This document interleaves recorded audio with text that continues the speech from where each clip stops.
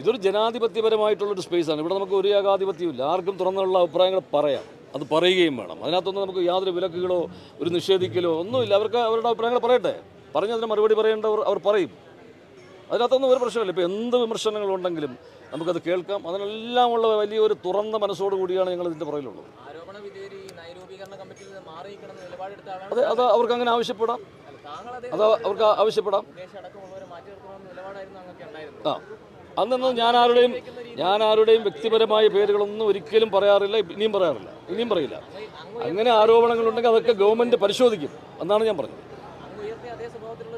അല്ല, അതിനെക്കുറിച്ച് ഞാൻ നോക്കട്ടെ എന്താണ് അവരുടെ ആരോപണം എന്നുള്ള കൃത്യമായിട്ട് അവർ നമ്മുടെ മുമ്പിൽ അത് വരട്ടെ, എന്നിട്ട് സംസാരിക്കാം. യെസ്, വേറെ ഈ ഫെസ്റ്റിവലിനെ കുറിച്ച് എന്തെങ്കിലും പറയും. ഞാൻ അതിന് വേണ്ടിയിട്ടാണ് നിങ്ങളോട് ഏതാ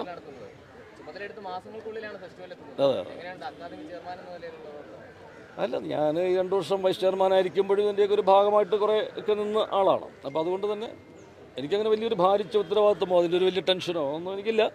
ഇത് 25 വർഷങ്ങളായിട്ട് ഇവിടെ നടത്തുന്ന ഒരു നല്ലൊരു സംവിധാനമുണ്ട്. ഞാൻ ചലച്ചിത്ര അക്കാദമി എന്ന് പറയുന്നത് കൃത്യമായിട്ട് എല്ലാ കാര്യങ്ങളും ഇത് കൃത്യമായി നിർവഹിക്കാൻ പറ്റുന്ന ഒരു സിസ്റ്റം ഉള്ളതുകൊണ്ട് നമ്മളൊക്കെ അതിൻ്റെ ഭാഗമായിട്ട് നിൽക്കുന്നു. നമ്മുടെയൊക്കെ ഒരു താൽക്കാലികമായിട്ട് കുറച്ച് ദിവസമുള്ള ഒരു കാര്യമല്ലേ ഉള്ളൂ. ആ സമയത്ത് നമ്മൾ കൂടെ നിൽക്കുന്നു എന്നുള്ളൂ, അല്ല നമ്മളാണിത് ചെയ്യുന്നതെന്നുള്ള അവകാശവാദമൊന്നുമില്ല. പക്ഷേ ചില നിർദ്ദേശങ്ങൾ തീർച്ചയായിട്ടും ഒരു നേതൃസ്ഥാനത്ത് ചിലർ വേണമല്ലോ.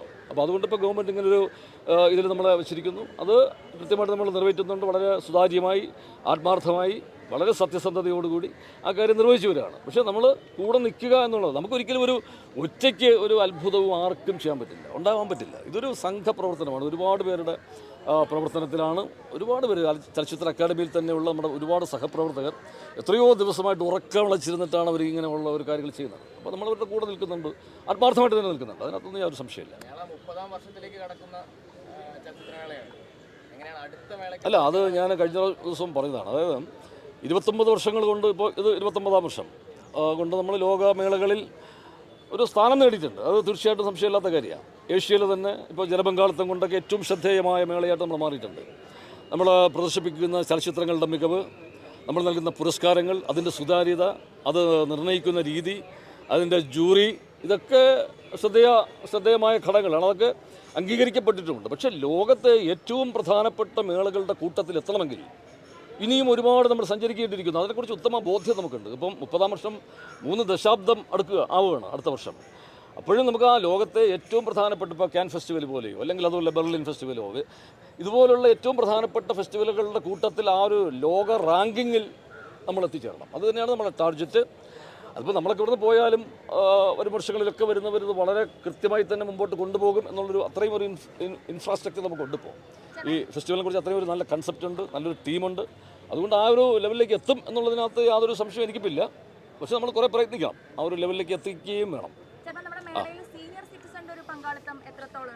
അല്ല, ഇന്നിപ്പോൾ അവരുടെ ഒരു ചെറിയ പരാതി ഞാൻ തന്നെ ഇപ്പോൾ കൈരളി തീർത്തുള്ള ഞാൻ ഉച്ചയ്ക്ക് ഇവരുടെ ഇത് കാണാൻ വേണ്ടിയിട്ട് പോയിരുന്നു.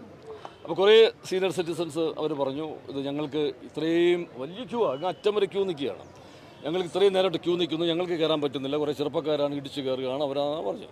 പക്ഷേ വേറെ ചിലയിടത്ത് ചെന്നപ്പോൾ പറഞ്ഞു ഇത് സീനിയർ സിറ്റിസൺസാണ് കംപ്ലീറ്റ് കയറിയിട്ട് ഫില്ലാവുന്നത്, ഇവർക്കൊന്നും കയറാൻ പറ്റുന്നില്ല. കാര്യം ഇത് രണ്ടിടത്തും പ്രശ്നമുണ്ട്. രണ്ടുപേരും നമ്മളോട് പരാതി പറയുക. സീനിയർ സിറ്റിസൺസിന് തീർച്ചയായിട്ടും നമുക്കൊരു പരിഗണന കൊടുക്കണ്ടേ. ഇവരെല്ലാം കുറേ കഴിയുമ്പോൾ സീനിയർ സിറ്റിസൺസ് ആവും ഭാവിയിൽ. പക്ഷേ എന്ന് പറഞ്ഞു കഴിഞ്ഞാൽ നമ്മൾ ഈ ചെറുപ്പക്കാരെ ഒന്നും മാറ്റി നിർത്തുകയല്ല. പക്ഷേ സീനിയർ സിറ്റിസൺസിന് അവർക്ക് കുറച്ച് ആവശ്യകതകളുണ്ട്, രോഗാവസ്ഥയുണ്ട്, അധികം നേരം ക്യൂ നിൽക്കാൻ പറ്റാത്ത, വെയിലൊക്കെ കൊണ്ട് നിൽക്കാൻ പറ്റാത്ത അവസ്ഥയുണ്ട്. നമ്മൾ അവർക്ക് വേണ്ടിയിട്ട് ചെയർസൊക്കെ ഇട്ട് കൊടുത്ത് അവരെ കുറച്ച് വിശ്രമിക്കാൻ വേണ്ടി കൊടുക്കുന്നുണ്ട്. അപ്പോൾ അവരും ചില നിർദ്ദേശങ്ങൾ വെച്ചിട്ടുണ്ട്. അപ്പോൾ ആദ്യം അവരെ കുറച്ച് പേര് വിട്ടിട്ട്, ഇപ്പോൾ 2 പേരോട്ട് നമ്മൾ സംസാരിച്ചിട്ട് ഒരു 10 പേരെ ഇവരെ വിടുമ്പോൾ ഒരു 5 പേരെ ചെറുപ്പക്കാരെ വിടുക, ഇങ്ങനെയുള്ളൊരു സിസ്റ്റമൊക്കെ നമ്മൾ ആലോചിക്കേണ്ടത്. എന്തെങ്കിലുമൊക്കെ ഒരു പരിഹാരം ഇതിന് ഉണ്ടാക്കണം. പക്ഷേ പരാതികൾ നമ്മളിപ്പോൾ എങ്ങനെ ചെയ്തിരുന്നാലും പരാതികൾ വരും. അതുപോലെ ഭിന്നശേഷിക്കാർ അവരുടെ പ്രശ്നങ്ങൾ അവർ ഉയർത്തുന്നുണ്ട്. അപ്പോൾ ഇതെല്ലാം നമ്മൾ കാണണം. ഒരു ഫെസ്റ്റിവൽ സംഘടിപ്പിക്കുമ്പോൾ എല്ലാവർക്കും ഒരു പ്രാതിനിധ്യം നൽകുകയും എല്ലാവരെയും ഒരു സമഭാവനയോടെ കാണുകയും എല്ലാവരെയും ചേർത്ത് നിർത്തുകയും ഒക്കെ ചെയ്യുന്ന ഒരു സമീപനമാണ് നമുക്ക്. എല്ലാ ബ്രില്യൻ ആക്ട്രസ് എന്നൊക്കെ പറയുന്ന ഒരു ലെജൻഡ് ആണ് ഷബാന ആസ്മി. ഷബാന ആസ്മി എന്ന് പറയുന്ന മഹാകലാകാരിയെ നമ്മൾ ഈ വേദിയിൽ ആദരിച്ചു. കഴിഞ്ഞ ദിവസം അതും എടുത്ത് പറയേണ്ട ഒരു പരിപാടിയാണ്. നമ്മളെ ഇവിടെ നിശാഗന്ധി ഓഡിറ്റോറിയത്തിൽ നമ്മൾ മലയാള സിനിമയിൽ ഒരു കാലത്തെ മുതിർന്ന കലാകാരികൾ 80കൾ വരെ ഇവിടെ നിറഞ്ഞു നിന്നിരുന്ന കുറേ സ്ത്രീ സാന്നിധ്യങ്ങൾ അവരെ നമ്മൾ ആദരിക്കുകയും അത് ഗവൺമെൻറ്റിൻ്റെ തന്നെ ഒരു ഔദ്യോഗിക ആദരിക്കൽ ചടങ്ങായിട്ട് അത് മാറി. നമ്മൾ ആ കാലത്ത് ഉണ്ടായിരുന്ന എല്ലാ പ്രതിഭകളെയും നമ്മൾ നേരിട്ട് തന്നെ അവരെ കോൺടാക്ട് ചെയ്യാൻ ശ്രമിച്ചു. ചിലർക്കൊക്കെ വരാനുള്ള അസൗകര്യമുണ്ടായി, ചിലർക്ക് ദൂരെ നിന്ന് വരാനുള്ള അനാരോഗ്യ പ്രശ്നം പറഞ്ഞു, യാത്ര ചെയ്യാനുള്ള അസൗകര്യം പറഞ്ഞു, അങ്ങനെ കുറേ പേര് ഒഴിവായി.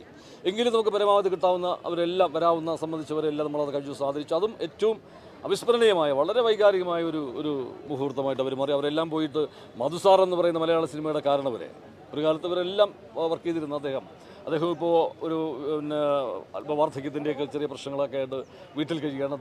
അദ്ദേഹത്തെ വീട്ടിൽ പോയി സന്ദർശിച്ചു. ഇങ്ങനെ എല്ലാം കൊണ്ടും ഈ സിനിമ കൂടുതൽ അതിൻ്റെ സിനിമകളുടെ പിന്നെ ക്രിയേറ്റിവിറ്റി സൈഡ് മാത്രമല്ല, ഇത്തരം ചില വൈകാരികമായ നിമിഷങ്ങളും ഒക്കെ വളരെ ശ്രദ്ധേയമായി. ഈ മേളയിൽ എനിക്കൊരു വ്യക്തിപരമായിട്ടൊരു വലിയ സന്തോഷം തോന്നിയത് സിനി ബ്ലഡ് എന്ന് പറയുന്ന ഒരു പരിപാടിയാണ്. ഇവിടെ ഇത്രയും പിന്നെ യുവാക്കൾ വരികയാണ്, അവരിങ്ങനെ സിനിമ കാണുന്നു, ഒപ്പം അവർ ഈ സമൂഹത്തിന് കൂടി നന്മയുള്ള ഒരു കാര്യം കൂടി ചെയ്യണം. അവരുടെ ഇതിൽ രക്തദാനത്തിന് പിന്നെ താല്പര്യമുള്ള സന്നദ്ധരായവർ അവർ ഈ അവസരത്തിൽ ഈ സിനിമയോട് അനുബന്ധിച്ച്, ഈ സിനിമാ മേളയോടനുബന്ധിച്ച് അവരുടെ രക്തദാനത്തിന് തയ്യാറായിട്ട് അത് നമ്മൾ പിന്നെ RCC ആയിട്ട് ബന്ധപ്പെടുകയും അത് പോലീസ് ആപ്പിൻ്റെ ഒരു സഹായത്തോടു കൂടി ചലച്ചിത്ര അക്കാദമി ഇവിടെ തന്നെ ബ്ലഡ് ഡൊണേഷൻ ക്യാമ്പ്, അപ്പോൾ നാളെയും ഒക്കെ വളരെ സജീവമായിട്ട് ഒരുപാട് പേര് അന്ന് തുടക്ക ദിവസം തന്നെ വലിയ ആവേശമാണ് നമ്മുടെ യുവാക്കൾ ഏറ്റെടുത്തത്, ആ ഒരു കാര്യത്തിൽ കാണിച്ചത്. അടുത്ത ദിവസമൊക്കെ അത് ഇവിടെ തുടരും. അതിന് വലിയൊരു പിന്തുണ ഇപ്പോൾ തന്നെ യുവാക്കളുടെ ഭാഗത്തുനിന്ന്. അപ്പോൾ അവർ കേവലം ഒരു സിനിമ കണ്ടങ്ങനെ ഒരു വിനോദ ഉപാധിയായിട്ട് മാത്രമല്ല, അവരിത് വളരെ സീരിയസ് ആയിട്ട് കാണുകയും സിനിമയെ ഒരുപാട് ചർച്ച ചെയ്യുന്ന ഒന്നാക്കി. ഇവിടെ സംവാദങ്ങളുടെ വേദിയുണ്ട്, അതുപോലെ നമ്മുടെ പിന്നെ ഇൻ കോൺവെർസേഷൻ എന്ന് പറഞ്ഞിട്ട് അത് ഓപ്പൺ ഫോറം ഉണ്ട്, മീറ്റ് ദ ഡയറക്ടേഴ്സ് എന്ന് പറഞ്ഞ പരിപാടി.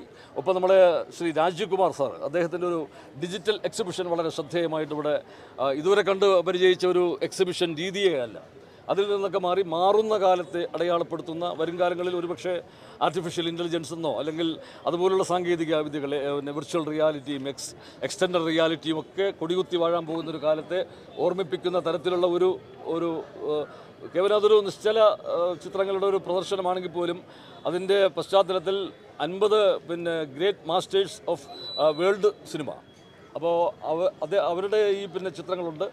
അതോടൊപ്പം അതിൻ്റെ ബാക്ക്ഗ്രൗണ്ടിൽ അവരുടെ ചില ചലച്ചിത്രങ്ങളുടെ അവരുടെ ഒരു കൺസെപ്റ്റ് അല്ലെങ്കിൽ അവരുടെ ആ ചലച്ചിത്രങ്ങളുടെ ഒരു സൂചനകൾ നൽകുന്ന, അപ്പോൾ ഇത് വെറുതെ ഒരു മാസ്റ്ററുടെ ചിത്രം ഇങ്ങനെ കണ്ടുപോവുകയല്ല, അവരുടെ ഒരു ചലച്ചിത്രത്തെക്കുറിച്ച് കൂടുതൽ അറിയാനും കൂടി ഒരു അവസരമൊരുക്കുന്ന തരത്തിലാണ് ആ ചിത്രങ്ങൾ. അത് റാസി എന്ന് പറയുന്ന ഒരു വലിയ കലാകാരനാണ് അത് ചെയ്തിരിക്കുന്നത്. ഇങ്ങനെ പലതുകൊണ്ടും ശ്രദ്ധേയമായി ഇപ്പോൾ മാറിയിട്ടുണ്ട്. ഇതൊക്കെയാണ് ഈ മേളയെക്കുറിച്ച് ഈ ദിവസങ്ങളിൽ എനിക്ക് നിങ്ങളോട് പറയാനുള്ളത്. ഇനി നിങ്ങളുടെ പിന്നെ അഭിപ്രായങ്ങളോ നിർദ്ദേശങ്ങളോ ഒക്കെ ഉണ്ടെങ്കിൽ അതൊക്കെ സ്വീകരിക്കാം. ചില പരിമിതികളും ഒക്കെ പറഞ്ഞു, ചിലപ്പോൾ ഈ ക്യൂ നിൽക്കുന്നതിനകത്തൊക്കെ ഉള്ള മുൻകാലങ്ങളിലുമുള്ള ഒരു വിഷയം ചിലരൊക്കെ ഇപ്പോഴും ചൂണ്ടിക്കാണിക്കുന്നുണ്ട്. ഈ നമ്മളിപ്പോൾ 70-30 എന്നുള്ള ഒരു രീതിയിൽ ആണെങ്കിൽ പോലും അത് ചിലർക്കൊക്കെ അത് ഒരു അസൗകര്യം ഉണ്ടാക്കുന്നുണ്ട്, ചിലർക്കത് വളരെ സൗകര്യപ്രദമാണെന്ന് പറയുന്നുണ്ട്. അങ്ങനെ വ്യത്യസ്തങ്ങളായ അഭിപ്രായങ്ങളൊക്കെ ഉണ്ട്.